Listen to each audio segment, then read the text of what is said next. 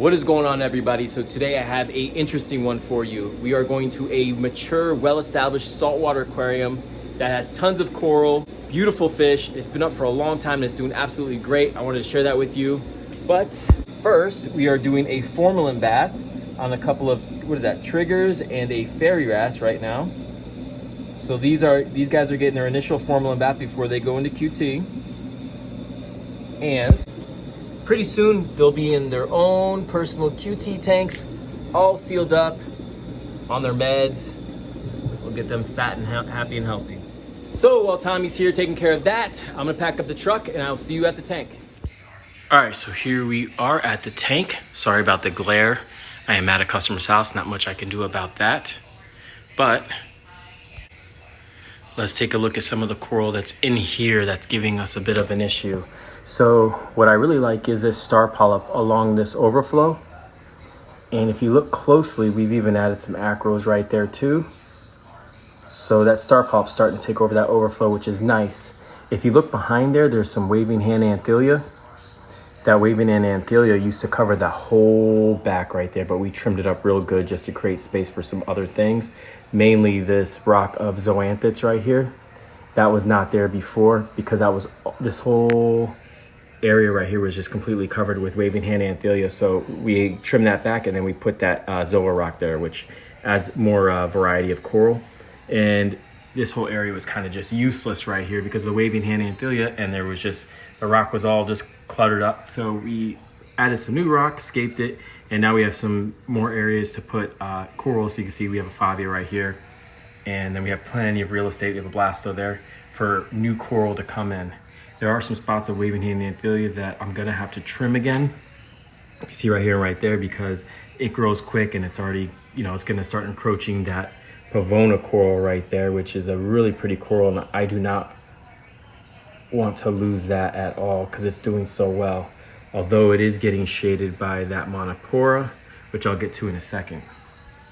So we have a bunch of new real estate right there for some coral, right? We have two trumpets that are doing really good, but if you notice how happy this trumpet is, if you look down here, that trumpet we had to move it because it was packed in tight over here and it was getting stung by the mushrooms. And you can see that whole bottom section there has just been killed off. So we're gonna probably have to frag it up, clean it up a bit. The top layer is doing good, so we're happy about that. Then we got a bunch of rock flower anemones, which they're doing great and they don't bother anybody. They stay in the sand and they look great, and they're just putting out little babies everywhere. I love rock flower anemones. We got some mushrooms right here, different variety of mushrooms which are growing. That guy just popped off. Some zoas, but look at how tightly packed this is. You have a lepto there, right? That's growing, but you can see very close right there. There's a bit there that got stung or is irritated. You got mushrooms right there. You have zoas there, pallies there. You have acan there. It's just, everything's just kind of close into each other. So we need to create some room to let some stuff breathe and grow, because eventually these guys will end up fighting. And look at this right there. A little piece of pavona fell off from the main colony and is now growing in that little spot. That's how much coral's in here. That's crazy.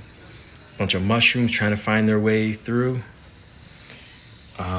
We had to move this leptastria on this rock because there's just no more real estate anywhere. So we put him there so he can really start to grow, and polyps are out. It's looking really good. It has gained a little bit more size.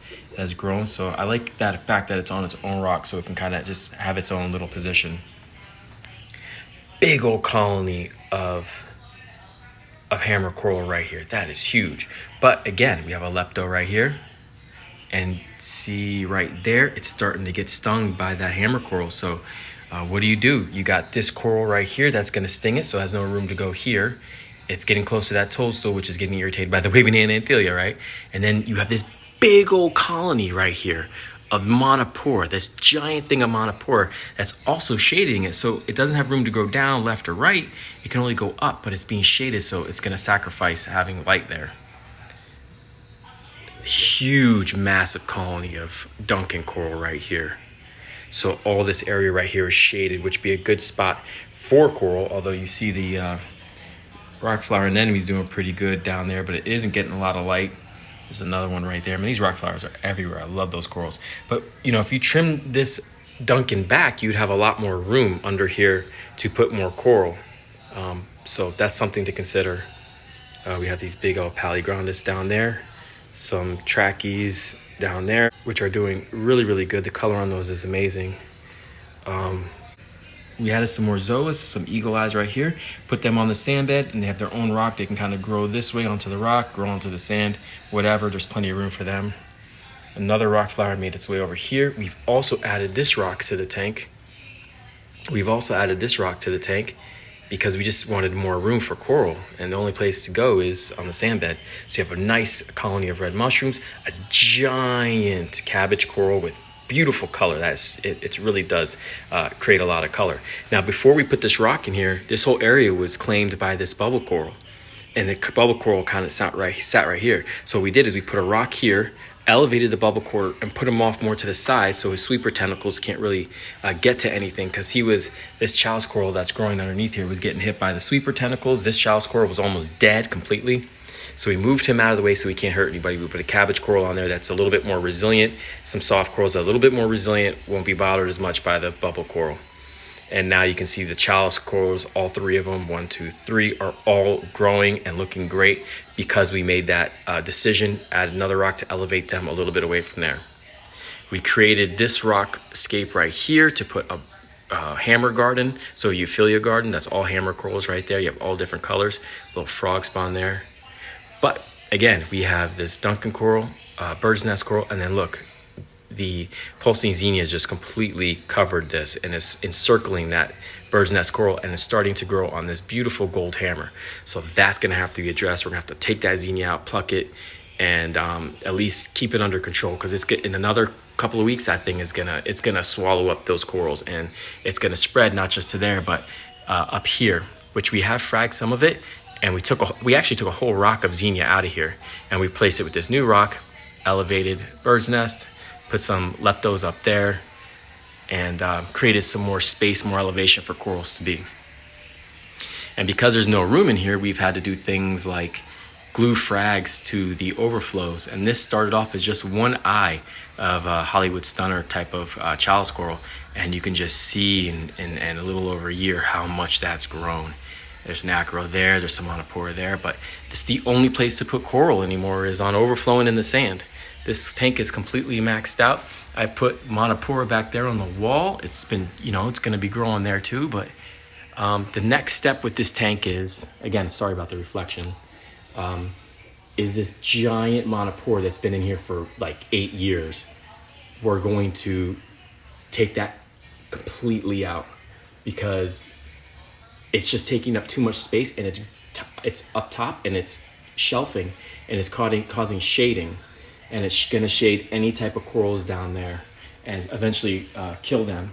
So what I'm thinking is we take this monopora out, as pretty as it is, and we take this monopora out, and we create kind of we take that whole monopora out and that rock out and everything, leave a small piece behind so it can grow, and maybe have some rock work here that it can grow on, and then make some arches and some other open type of rock arches here, and then we can get more corals on there. Not just that whole area just won't be owned by the monopora, so we can have different corals there as well.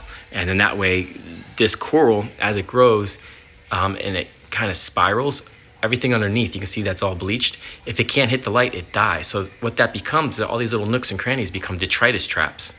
And it's just harboring detritus and stuff that's going to end up being bad for the tank. So if we can take this out, trim it, make it more open, get some better flow through there, and get more coral in there, it's going to look a lot better. So that's the thing that we're going to do next.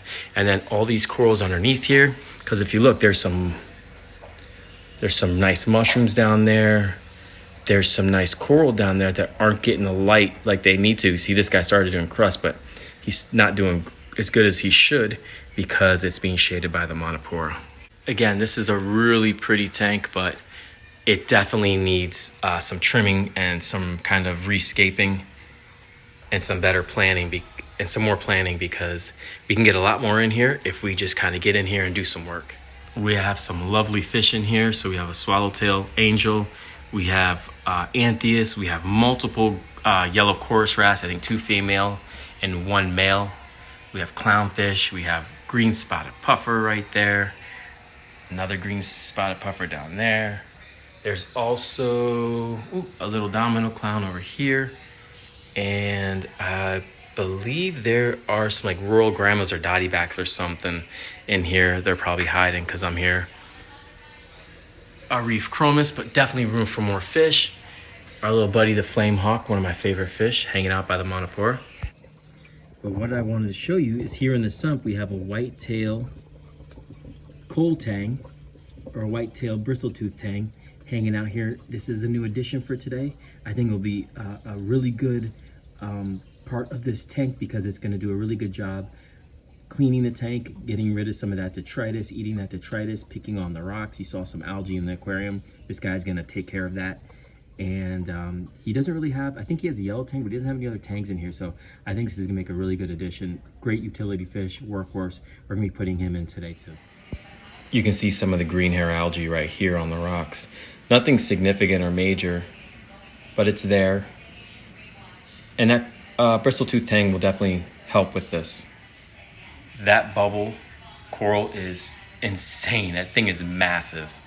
Oh, it's lovely. I love it. Doing a water change right now. We're going to take it down about 30%. Refresh your tank a bit. It'd be nice. But we have plenty of room to add more corals in here for sure. I love this chalice coral here, and I get really worried that if we don't do some major fragging that we could possibly lose it. Although it's doing really well right now. It's encrusting. It's even going onto the sand. If we don't take care of like this pulsing xenia shading it, we're going to end up losing that coral. And if you look right here, there's a favia that's being shaded and harassed by that pulsing xenia to the point where like it's losing flesh. So we got to act quick here and trim that montipora and cut that xenia back. So, little fat puffers eaten. I just fed some bloodworms and some mysis shrimp for everybody. But man, that's a fun fish to keep, guys. And as you can tell, with all the coral in this tank, they do not eat coral. Love the green spotted puffer, one of my favorites. But all the fish in here are doing really well. They're all healthy, great coloration. And I just fed some mysis shrimp and some bloodworms, and they love it. And the corals love it as well. I put the bristletooth tang in. He went behind the hammer coral. He's probably going to hide for a bit. But I'm sure by the end of today, it'll be out and about. And he's probably just hiding, doesn't know what's going on yet. But I think this is going to be, that's a great fish to add in this aquarium. And honestly, guys, that's the only tang he has in here. So that's kind of a big deal. We got to get him some more tangs. If you if you have any suggestions of tangs we should put in here, please put it down in the comments. It is a hot one out here today. Let me know what you guys think about this aquarium. Let me know what types of corals you would put in there, and more importantly, what types of fish, because we have plenty of room for fish in this tank. Now, I don't want anything too big. And it's got to be able to play nice with others and obviously be reef safe and not mess with the corals. We also need suggestions for corals to put in this tank, although the customer does love torch corals and other euphyllia corals, frog spawns, hammers, and things like that. Thank you guys so much for watching. I got to head back to the shop and got to beat this heat. Have a good one. Stay cool.